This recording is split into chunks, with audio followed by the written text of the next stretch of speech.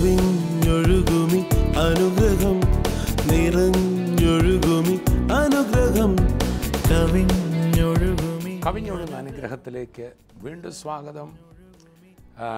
ഇന്ന് നമ്മുടെ ഈ എപ്പിസോഡിൻ്റെ ആദ്യ ഭാഗത്തേക്ക് നമ്മൾ കടക്കുകയാണ്. ആദ്യത്തെ ഭാഗം ഒരാശ്വാസമാണ്.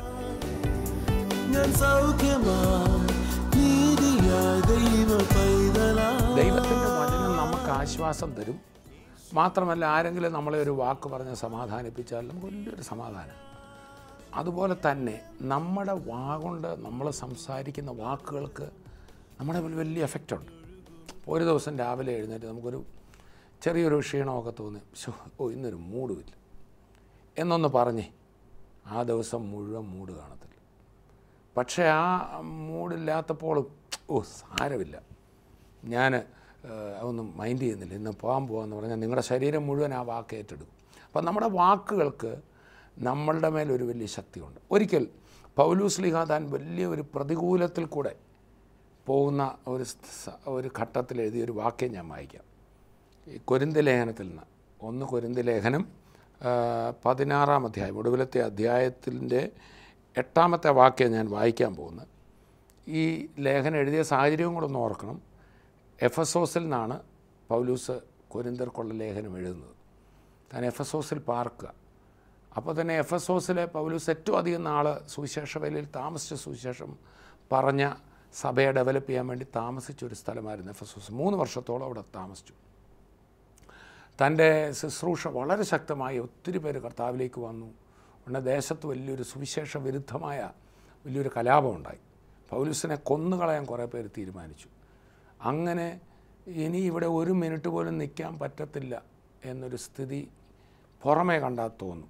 ആ സ്ഥിതിയിൽ പൗലൂസ് എഫസോസിൽ നിന്ന് കൊരിന്ത്യർക്ക് ലേഖനം എഴുതുക. താനിപ്പോൾ എഫസോസിലാണെന്ന് ഓർത്തോണം. തൻ്റെ സാഹചര്യം മുഴുവൻ പ്രശ്നമാണ്. കൊല്ലുമെന്ന് പറഞ്ഞിരിക്കുക. ഇവിടെ എഴുതുന്ന വാക്കൊന്ന് ശ്രദ്ധിച്ചോണേ. 1 കൊരിന്ത്യർ 16:8. എഫസോസിൽ ഞാൻ പെന്തക്കോസ്ത് വരെ പാർക്കും. എനിക്ക് വലിയതും സഫലവുമായൊരു വാതിൽ തുറന്നിരിക്കുന്നു. എതിരാളികളും പലർ ഉണ്ട്.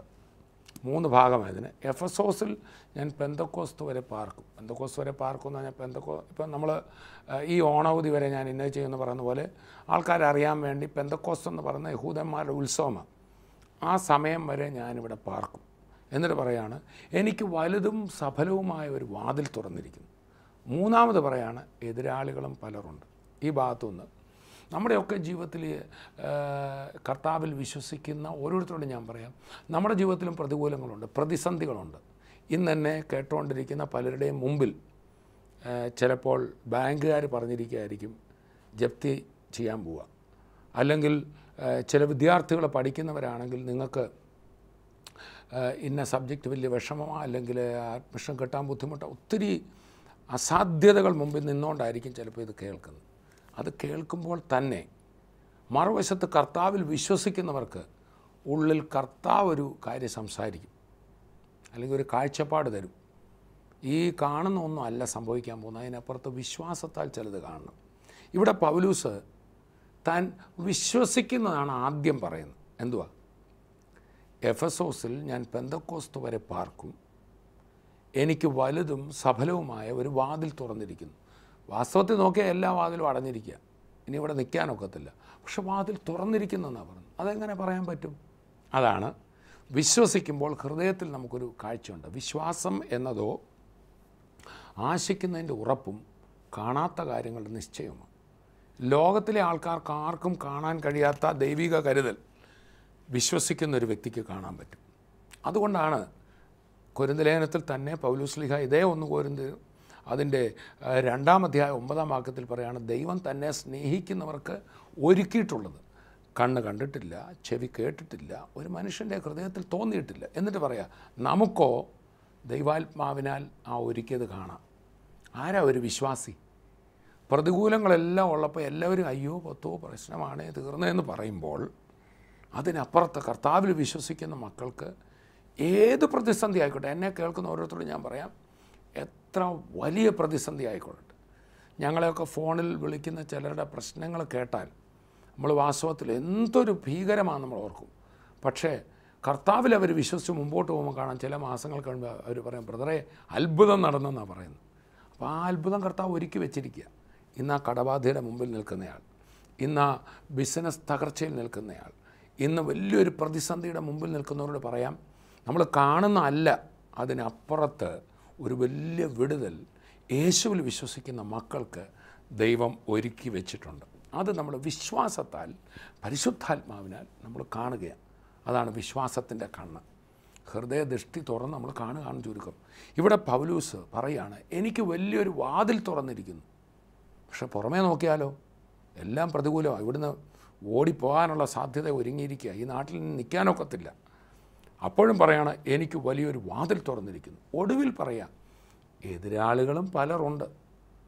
വാസ്തവത്തിൽ വേണമെങ്കിൽ ഇങ്ങനെ തനിക്ക് പറയാമായിരുന്നു. സാധാരണ ഒരു മനുഷ്യരാണ് ഇങ്ങനെ പറയും. ഇത്രയും പ്രശ്നം നിൽക്കുമ്പം ഈ കത്തെഴുതുകയാണെങ്കിൽ എല്ലാവരും പ്രാർത്ഥിച്ചോണേ, ഭയങ്കര പ്രശ്നമായി ഇവിടെ, ഉദ്ദേശിക്കുന്ന പോലല്ല, പ്രശ്നത്തെ വേണേ അങ്ങോട്ട് പറയാമായിരുന്നു. പക്ഷേ ഇവിടെ താൻ കാണുന്ന ആ വസ്തുത ഏറ്റവും ഒടുവിലാണ് പറയുന്നത്.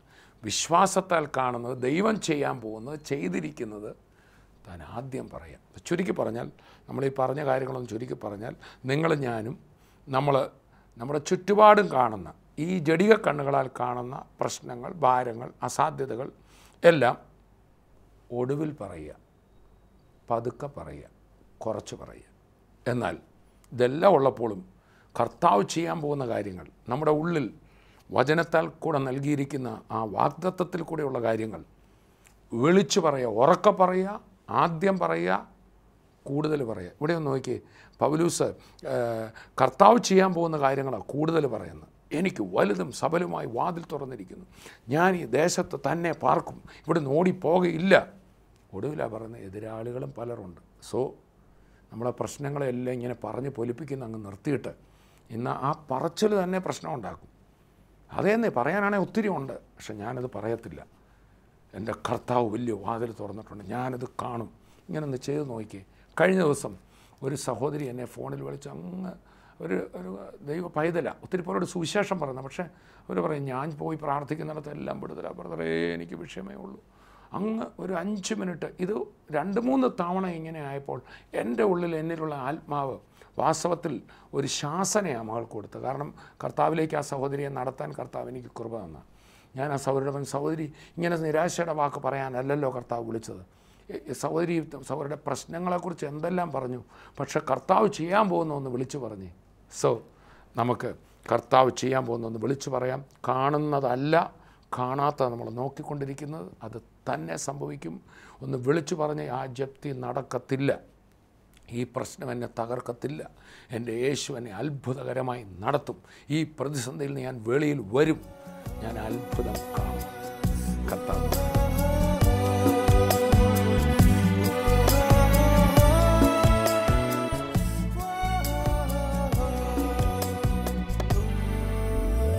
പാടുമെൻ്റെ നാഥനായി നവകീർത്തനം ഇനി എന്നുമേ നിറയുന്നെൻ ഹൃദയമാകെ നന്ദി. പീറ്റർ ബ്രദറും കുഞ്ഞും, ഈ കുഞ്ഞുണ്ടായപ്പോൾ ബോഡിക്കകത്ത് സിംറ്റംസ്, ചില ട്യൂമേഴ്സ് ഡെവലപ്പ് ചെയ്യാൻ തുടങ്ങിയപ്പോൾ ഇവർ റീജിയണൽ ക്യാൻസർ സെൻ്ററിൽ കൊണ്ട് കാണിച്ചപ്പോഴാണ് അറിയുന്നത് ഈ കുഞ്ഞിന് ക്യാൻസറാണ്.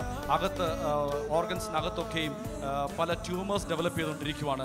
6500 അടുത്താണ് പ്ലേറ്റ്ലെറ്റ് കൗണ്ട് നിൽക്കുന്നത്. അവരവിടെ ചികിത്സയൊക്കെ ചെയ്തു, പല ട്രീറ്റ്മെൻറ്റ്സൊക്കെ ചെയ്തെങ്കിലും ഒരു വിടുതലും സംഭവിക്കാതെ നിൽക്കുന്ന സമയത്താണ് നമ്മുടെ സഭയിൽ നിന്ന് കുറച്ച് പേര്, തൃപ്പൂണിത്തുറ ചർച്ചിൽ നിന്ന് കുറച്ച് പേര് ഇങ്ങനെ യേശുവിനെ കുറിച്ച് പറയുകയും ഇന്ന് മീറ്റിങ്ങിന് കടന്നു വരുവാനെന്ന് പറഞ്ഞിട്ട് ഇവർ കഴിഞ്ഞ സെപ്റ്റംബർ മാസം തൃപ്പൂണിത്തുറ ഹാളിൽ കടന്നു വന്നു. അന്ന് അവിടെ വരുന്ന സമയത്ത്, അന്ന് ശുശ്രൂഷിക്കാൻ വരുന്ന ദേവദാസൻ ബസ്സിൽ യാത്ര ചെയ്ത് വരുന്ന സമയത്ത് ആ ദേവദാസനോട് ഇങ്ങനെയാണ് പറഞ്ഞത്, ഇന്ന് മീറ്റിങ്ങിന് പ്ലേറ്റ്ലെറ്റ് കൗണ്ട് കുറയുന്ന ഒരു കുഞ്ഞിനെയുമായിട്ട് ഒരു പിതാവ് അവിടെ വരും, ഇന്ന് അതിന് വേണ്ടി പ്രാർത്ഥിക്കണമെന്ന് ആലപ്പുഴ റജി ബ്രദറിനോട് കർത്താവ് സംസാരിച്ചു. ഹല്ലേലൂയ.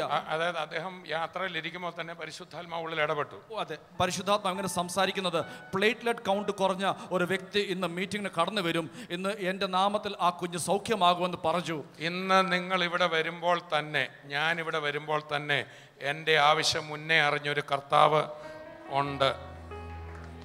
ഇവിടെ ഇരിക്കുന്നവരിത് കേൾക്കുമ്പോൾ ഓർത്തോണം. TV യിലൂടെ ഇത് കണ്ടുകൊണ്ടിരിക്കുന്നതുകൊണ്ട് ഞാൻ പറയാം, നിങ്ങളൊരു പ്രശ്നവുമായിട്ടായിരിക്കും ഇപ്പോൾ ഇരിക്കുന്നത്. പക്ഷേ നിങ്ങൾ കണ്ടുകൊണ്ടിരിക്കുമ്പോൾ നിങ്ങളുടെ ആവശ്യം നേരത്തെ അറിഞ്ഞ ഒരു കർത്താവ് ഇന്ന് നിങ്ങളെ സൗഖ്യമാക്കാൻ പോവുക.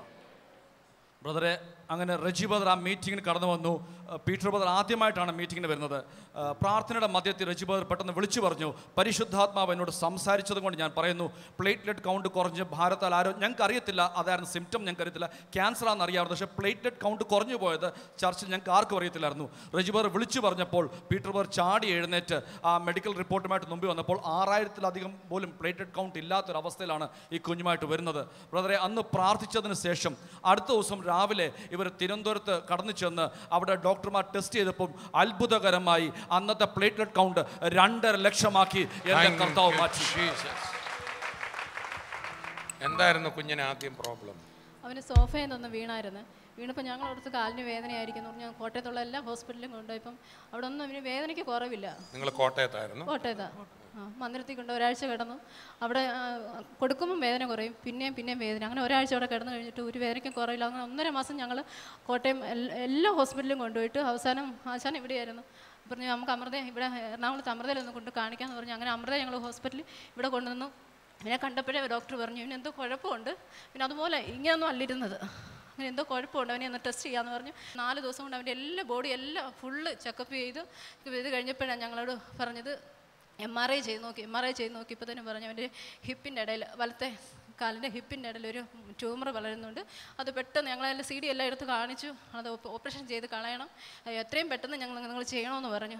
അങ്ങനെ ഞങ്ങൾ അവിടുന്ന് നിങ്ങൾക്ക് എവിടെ ചെയ്യണമെന്ന് തീരുമാനം എടുക്കാതെ പറഞ്ഞു. ഞങ്ങളെ പലയിടത്തും വിളിച്ച് ചോദിച്ചാൽ പറഞ്ഞ് ഏറ്റവും പെട്ടെന്ന് ചെയ്യുവാണെങ്കിൽ അത് നല്ലതാണ്, അതുകൊണ്ട് നിങ്ങൾ RCCയിലേക്ക് കൊണ്ടുപോകാൻ പറഞ്ഞു ട്രിവാൻഡ്രത്ത്. അവിടെ ചെന്ന് ഈ സർട്ടിഫിക്കറ്റ് എല്ലാം കൊണ്ട് ഞങ്ങളെ CD എല്ലാം ഇവിടെ കാണിച്ചു. പെട്ടെന്ന് ചെയ്യണം, അല്ലെങ്കിൽ കുഞ്ഞിനെ എന്തെങ്കിലും സംഭവിക്കുമെന്ന് പറഞ്ഞു. ഞങ്ങൾ പെട്ടെന്ന് RCC കൊണ്ട് നിന്നു. അവിടെ ചെന്ന് ഈ റിപ്പോർട്ടെല്ലാം കാണിച്ചപ്പോൾ അവർ പറഞ്ഞു ഇതൊന്നും ഞങ്ങൾക്ക് പറ്റത്തില്ല, ഞങ്ങളിവിടെ റിപ്പീറ്റ് ചെയ്യുമെന്ന് പറഞ്ഞു. അവർ റിപ്പീറ്റ് ചെയ്തപ്പം അന്നേരം ഞങ്ങൾ ഇങ്ങനെ പ്രാർത്ഥനയ്ക്കെല്ലാം വിളിച്ച് പറയുന്നുണ്ട്. അവിടെ ചെന്നപ്പോൾ തന്നെ റിപ്പീറ്റ് ചെയ്ത് നോക്കിയപ്പോൾ അവർ പറഞ്ഞു ബ്ലഡിനകത്ത് ചെറിയ പണികൾ പോലെ, അതുകൊണ്ട് ബെർക്കപ്സ് ലിംഫോമ എന്ന് പറഞ്ഞ അസുഖമാണ്, അതുകൊണ്ട് എത്രയും പെട്ടെന്ന് ട്രീറ്റ്മെൻറ്റ് ചെയ്യണം. 6 മാസത്തെ ട്രീറ്റ്മെൻറ്റാണ് പറഞ്ഞത്. പെട്ടെന്ന് ഞങ്ങളെ അവിടെ കിടത്തി. അവിടെ അവർ ഒരാഴ്ചത്തോളം അതിൻ്റെ എല്ലാം എന്താ ചെയ്ത് കഴിഞ്ഞു. 6 മാസത്തെ ട്രീറ്റ്മെൻറ്റാണെന്ന് പറഞ്ഞ് കീമോ കൊടുക്കാൻ തുടങ്ങി. ആദ്യത്തെ കീമോ കൊടുത്തപ്പോഴത്തേനും പക്ഷെ ആകപ്പാടെ അങ്ങ് പോയി, മരണത്തിൻ്റെ അവസ്ഥയിലായി. ഞങ്ങൾ പിന്നെ അതുപോലെ പലരും എൻ്റെ കൈയുടെ വണ്ണം പോലും ഇല്ലായിരുന്നു കുഞ്ഞിന് ആദ്യത്തെ കീമോ കഴിഞ്ഞപ്പോൾ. ട്രീറ്റ്മെൻറ്റ് എല്ലാം കഴിഞ്ഞു. ഞങ്ങളോട് പറഞ്ഞു എൻ്റെ ട്രീറ്റ്മെൻറ്റ് എല്ലാം കഴിഞ്ഞു, അതുകൊണ്ട് 10 ദിവസം എൻ്റെ ഇതെല്ലാം ലാസ്റ്റത്തെ ബ്ലഡ് ടെസ്റ്റ് എല്ലാം കഴിഞ്ഞിട്ട് പറഞ്ഞു 10 ദിവസം കഴിഞ്ഞിട്ട് നിങ്ങൾ പൊക്കോളാൻ പറഞ്ഞ് ഞങ്ങളെ വീട്ടിലോട്ട് വിട്ടു. ഞങ്ങൾ ഇവിടെ എറണാകുളത്ത് വന്നു. അന്നേരം 10 ദിവസം ഉണ്ട്. അപ്പോൾ ഇവൻ്റെ ഇതെല്ലാം കണ്ടപ്പോൾ ഞങ്ങൾക്ക് ഭയങ്കര ഭയമായിപ്പോയി. അങ്ങനെ ഞങ്ങളിവിടെ 10 ദിവസത്തെ അവധിക്ക് ഇവിടെ വന്നപ്പോഴത്തേക്കിനാണ് ഞങ്ങളുടെ ഓഫീസിൽ ജോലി ചെയ്യുന്ന ഒരു കുട്ടിയുണ്ടായിരുന്നു. എൻ്റെ ഓഫീസിൽ ഞാൻ ബിസിനസ്സോട് പ്രാർത്ഥനയ്ക്ക് വന്നത് ദേവദാസം വിളിച്ച് പറഞ്ഞായിരുന്നു. അന്നേരം ഞാൻ എഴുന്നേറ്റ് നിന്ന് എൻ്റെ കുഞ്ഞാണ് ക്യാൻസറായി ബാധിച്ച് പ്ലേറ്റ്ലെറ്റ് കുറഞ്ഞ കുഞ്ഞെന്ന് പറഞ്ഞു. അന്ന് ഞങ്ങൾക്ക് വേണ്ടി പ്രാർത്ഥിച്ചു. അതിൻ്റെ പിറ്റേ ദിവസം ഞങ്ങൾ വീണ്ടും ടെസ്റ്റിന് വേണ്ടി തിരുവനന്തപുരത്ത് ചെന്നു.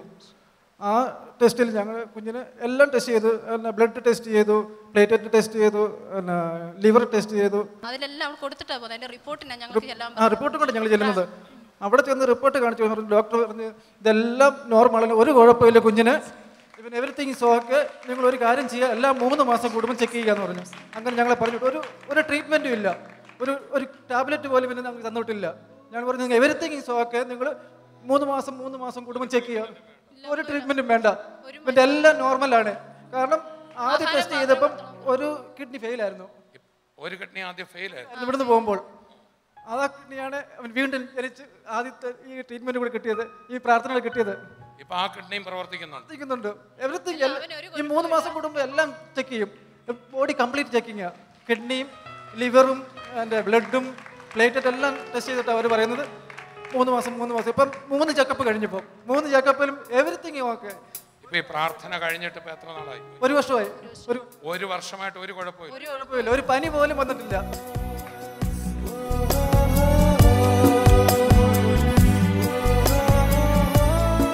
ക്രിസ്തീയ പ്രസംഗങ്ങളിൽ വളരെയധികം കേൾക്കുന്ന പൗലോസ് ശ്ലീഹായുടെ ഒരു വാക്കുണ്ട്, റോമാലേഖനം 8-ാം അധ്യായം, അയ്യോ ഞാൻ അരിഷ്ട മനുഷ്യൻ. ആ വാക്യം ഞാനൊന്ന് വായിക്കാം. ഇത് വളരെയധികം തെറ്റിദ്ധാരണ ഉളവാക്കുന്ന ഒരു വചനമാണ്. അതിൻ്റെ വാസ്തവം എന്താ, സത്യം എന്താ, അത് നമ്മളൊന്ന് പഠിക്കാൻ പോവാം. റോമാലേഖനം നമുക്ക് വായിക്കാം. റോമാലേഖനം 7-ാം അധ്യായത്തിൻ്റെ 19-ാം വാക്യം ഞാനൊന്ന് വായിക്കാം. ഞാൻ ചെയ്യുവാൻ ഇച്ഛിക്കുന്ന നന്മ ചെയ്യുന്നില്ലല്ലോ, ഇച്ഛിക്കാത്ത തിന്മയത്രേ പ്രവർത്തിക്കുന്നത്. ഇത് വായിക്കുമ്പോൾ പൗലൂസ് തിന്മ ചെയ്തുകൊണ്ടേ ഇരിക്കുകയാണ് ഈ ലേഖനം എഴുതുമ്പോഴെന്ന് നമുക്ക് പെട്ടെന്ന് മനസ്സിലാകുന്നത്. ഞാൻ ചെയ്യുവാൻ ഇച്ഛിക്കുന്ന നന്മ ചെയ്യുന്നില്ല, ഇച്ഛിക്കാത്ത തിന്മയത്രേ ഞാൻ ചെയ്യുന്നത്. ഇതെന്താ ഈ വേദഭാഗത്തിൻ്റെ അർത്ഥം? ഇതിൻ്റെ ചുവട് പിടിച്ച് പലരും പറഞ്ഞിട്ടുണ്ട്, പൗലൂസ് പോലും ഇച്ഛിക്കാത്ത തിന്മയല്ലേ ചെയ്യുന്നത്, പിന്നെ എൻ്റെ ജീവിതത്തിൽ തെറ്റ് വരാതിരിക്കുമോ എന്ന് പറഞ്ഞ് പൗലൂസിൻ്റെ ഈ വാക്യത്തെ തെറ്റ് ചെയ്യാനുള്ള ഒന്ന് തെറ്റ് ചെയ്യാനുള്ള ഒന്നായിട്ട് എടുക്കാനുള്ളതാണോ? ഒരിക്കലുമല്ല. റോമാലേഖനം 7-ാം അധ്യായത്തിൻ്റെ അതിൻ്റെ 7-ാം വാക്യത്തിലാണ് ഈ ഒരു കാര്യം അവിടെ പറയുന്ന ആ ടോപ്പിക്ക് തുടങ്ങുന്നത്. റോമർ 7:7 മുതൽ നമ്മൾ ഏത് വചനം പഠിക്കുമ്പോഴും ഒരു ടോപ്പിക്ക് പഠിക്കുമ്പോൾ അതെന്തിനു പറഞ്ഞു, ഏത് സാഹചര്യത്തിൽ പറഞ്ഞു, അതിൻ്റെ പശ്ചാത്തലം എന്താണെന്ന് നോക്കി പഠിച്ചാലേ നമുക്കതിൻ്റെ യഥാർത്ഥ അർത്ഥം പിടികിട്ടത്തുള്ളൂ. അതിന് learn the text in the context എന്ന് പറയും. ഒരു വചനം അതിൻ്റെ പശ്ചാത്തലം മനസ്സിലാക്കി പഠിക്കുക, അല്ലെങ്കിൽ ഒന്നും പിടികിട്ടത്തില്ല. നമുക്കിവിടെ നോക്കാം. റോമാലേഖനം 7-ാം അധ്യായത്തിൻ്റെ 7 മുതലുള്ള വാക്യങ്ങൾ. ആകയാൽ നാം എന്തു പറയണ്ടു? ന്യായപ്രമാണം പാപമെന്നോ ഒരു നാളും അരുത്. എങ്കിലും ന്യായപ്രമാണത്താൽ അല്ലാതെ ഞാൻ പാപത്തെ അറിഞ്ഞില്ല. മോഹിക്കരുത് എന്ന് ന്യായപ്രമാണം പറയാതിരുന്നെങ്കിൽ ഞാൻ മോഹത്തെ അറിയില്ലായിരുന്നു. പാപമോ അവസരം ലഭിച്ചിട്ട് കൽപ്പനയാൽ എന്നിൽ സകലവിധ മോഹത്തെയും ജനിപ്പിച്ചു. ന്യായപ്രമാണം കൂടാതെ പാപം നിർജ്ജീവമാകുന്നു. ഇനിയാണ് ശ്രദ്ധിക്കേണ്ടത്. ഇനി റോമർ 7-ന്റെ 9-ാം വാക്യമാണ്. ഞാൻ ഒരു കാലത്ത് ന്യായപ്രമാണം കൂടാതെ ജീവിച്ചിരുന്നു, എന്നാൽ കൽപ്പന വന്നപ്പോൾ പാപം വീണ്ടും ജീവിക്കുകയും ഞാൻ മരിക്കുകയും ചെയ്തു. ശ്രദ്ധിക്കുക, ഇവിടെ മുതലാണ് ഞാനെന്ന് പൗലൂസ് പറയാം. ഇവിടെ പറയാം, ഞാൻ ഒരു കാലത്ത് ന്യായപ്രമാണം കൂടാതെ ജീവിച്ചിരുന്നു. പൗലൂസ് എന്തെങ്കിലും മോശയുടെ ന്യായപ്രമാണത്തിൻ്റെ കീഴിലല്ലാതെ ജീവിച്ചോ? അദ്ദേഹം ഒരു യഹൂദനായിട്ടാണല്ലോ പിറന്നത്. അപ്പം ഞാൻ ഒരു കാലത്ത് ന്യായപ്രമാണം കൂടാതെ ജീവിച്ചിരുന്നു എന്ന് പറഞ്ഞത്, ആ ഞാനെന്ന് അവിടെ പറയുന്നത് തന്നെ ഒരു യഹൂദ പ്രതിനിധിയായിട്ട്, യഹൂദൻ്റെ പ്രതിനിധിയായിട്ട്. യഹൂദ ജനതയ്ക്ക് ന്യായപ്രമാണം കിട്ടിയത് മോശ മുഖേനയാണ്. അതിനു മുമ്പ് അബ്രഹാമിൻ്റെ കാലത്ത് ന്യായപ്രമാണമില്ലായിരുന്നു. ഇപ്പം ഞാൻ പറയാണ്, ഞാൻ ഒരിക്കൽ ബ്രിട്ടീഷുകാരുടെ ആധിപത്യത്തിന് കീഴിലായിരുന്നു, ഇന്ന് ഞാൻ സ്വതന്ത്രനാണ്. വാസ്തവത്തിൽ ഇന്ത്യക്ക് സ്വാതന്ത്ര്യം കിട്ടുന്ന സമയത്ത് ഞാൻ ജീവനോടെ പോലും ഇല്ല. പക്ഷേ അവിടെ ഞാനെന്ന് പറയുന്നൊരു ഇന്ത്യൻ പൗരനെക്കുറിച്ച് പറയുന്നത് പോലെ ഇവിടെ പൗലൂസ് ന്യായപ്രമാണത്തിൻ്റെ കീഴിൽ, അല്ലെങ്കിൽ മോശയുടെ കൽപ്പനകളുടെ കീഴിലുള്ള ഒരു വ്യക്തിയുടെ പ്രതിനിധിയായി പൗലൂസ് പറയാണ്, ഞാൻ ഒരു കാലത്ത് ന്യായപ്രമാണം കൂടാതെ ജീവിച്ചിരുന്നു, എന്നാൽ ന്യായപ്രമാണം വന്നപ്പോൾ എൻ്റെ പാപം വെളിപ്പെട്ടു എന്നായി പറയുന്നത്. ഈ റോമാലേഖനം 7-ന്റെ ചുരുക്കം ഇതാണ്. നിയമം വരുന്നതിന് മുമ്പും പാപം ഉണ്ടായിരുന്നു. മനുഷ്യൻ പാപിയായി, പാപം അവൻ ചെയ്യാൻ തുടങ്ങി. പക്ഷെ നിയമം വന്നപ്പോഴാണ് പാപം വാസ്തവത്തിൽ വെളിപ്പെട്ടത്. എന്ന് പറഞ്ഞാൽ, ഇപ്പം ഒരു സ്ഥലത്ത് നമ്മളെല്ലാവരും ഒരാളുടെ സ്ഥലം ഇങ്ങനെ അതിര് തിരിക്കാതെ വെറുതെ ഒരു മൈതാനമായിട്ട് കിടന്നു. ആൾക്കാരെല്ലാം അതിൽ കയറി ഇറങ്ങി പോയിക്കൊണ്ടിരുന്നു. പക്ഷേ എനിക്കറിയില്ല, ഞാൻ വാസ്തവത്തിൽ വേറൊരാളുടെ, ഞാൻ കയറരുതാത്ത ഒരിടത്തൂടെ പൊയ്ക്കൊണ്ടിരുന്നു. ഞാനിങ്ങനെ യഥേഷ്ടം നടന്നുകൊണ്ടിരുന്നു. എൻ്റെ വസ്തു അല്ല, എനിക്കവിടെ കയറാൻ പറ്റത്തില്ല. പക്ഷേ ഞാൻ അറിയാതെ ചെയ്തുകൊണ്ടായിരുന്നു. ഒരു ദിവസം ഇതിൻ്റെ ഉടമ വന്ന് ഒരതിരിട്ടു. എന്നിട്ട് അവിടെ എഴുതി വയ്ക്കുകയാണ്, trespassers will be prosecuted. ഇതിലെ അതിക്രമിച്ച് കിടക്കുന്നവർക്ക് ശിക്ഷയുണ്ട്. ഇപ്പോഴത്തെ അതിര് വന്നു.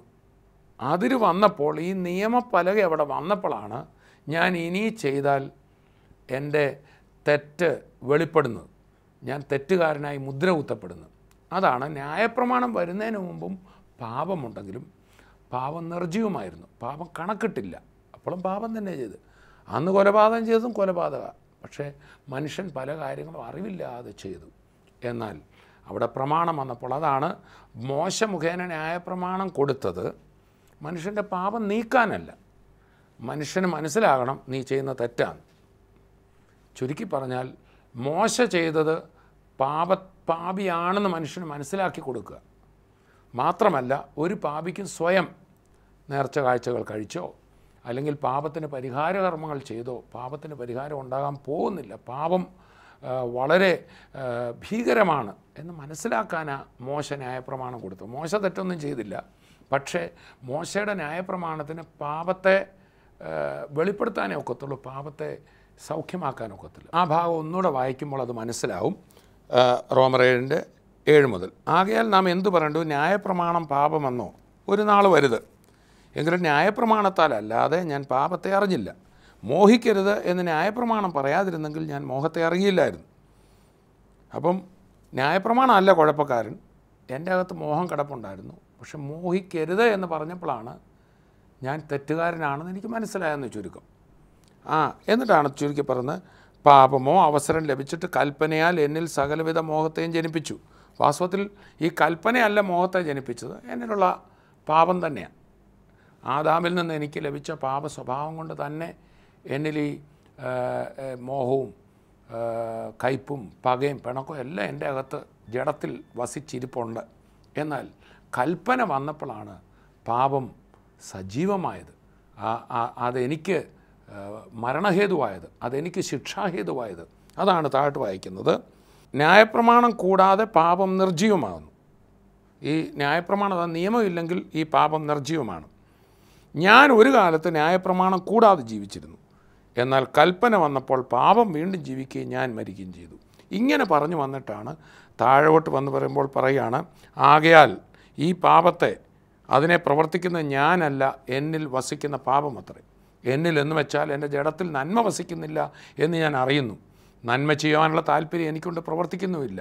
ഞാൻ ചെയ്യുവാൻ ഇച്ഛിക്കുന്ന നന്മ ചെയ്യുന്നില്ലല്ലോ, ഇച്ഛിക്കാത്ത തിന്മയത്രേ പ്രവർത്തിക്കുന്നത്. ഇനി താഴോട്ട് വരുമ്പം പറയാണ്, അങ്ങനെ നന്മ ചെയ്യുവാൻ ഇച്ഛിക്കുന്ന ഞാൻ തിന്മ എൻ്റെ പക്കലുണ്ട് എന്നൊരു പ്രമാണം കാണുന്നു.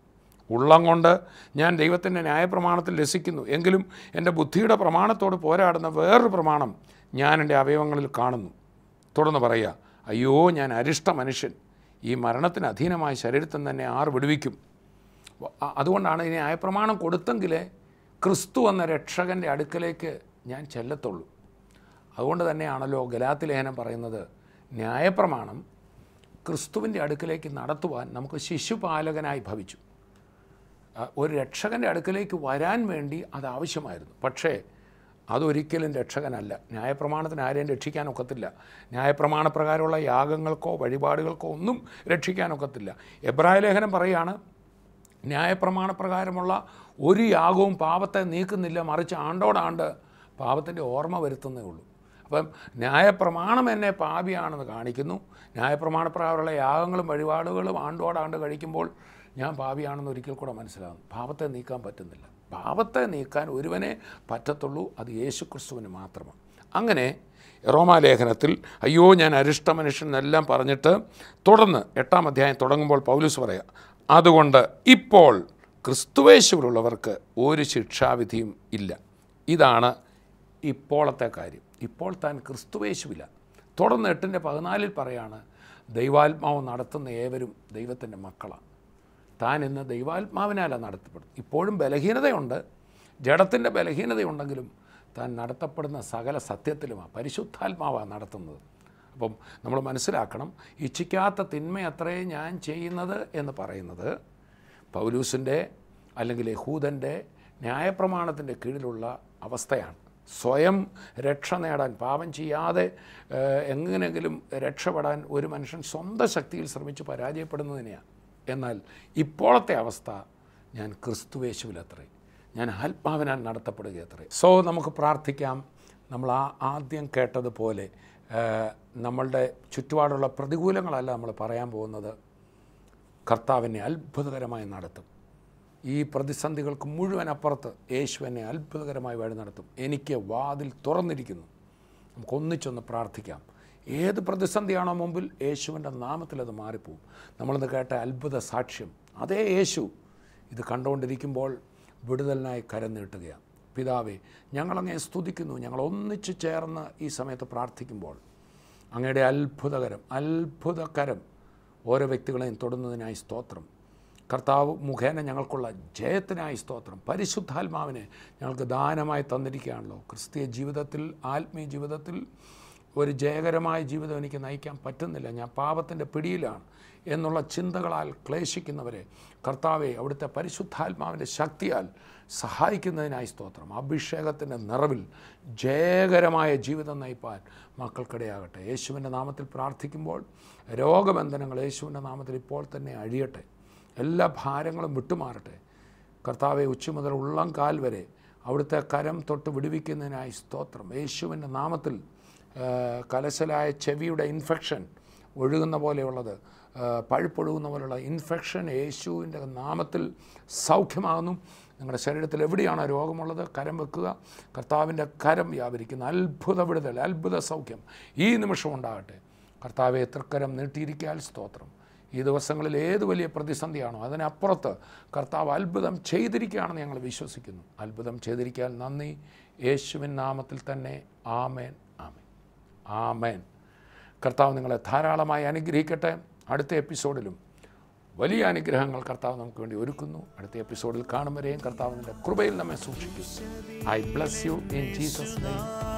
ശാപമാകെ ഏറ്റതാ മുള്ളുകൊണ്ടുള്ളോർ മുടിയായേറ്റതാ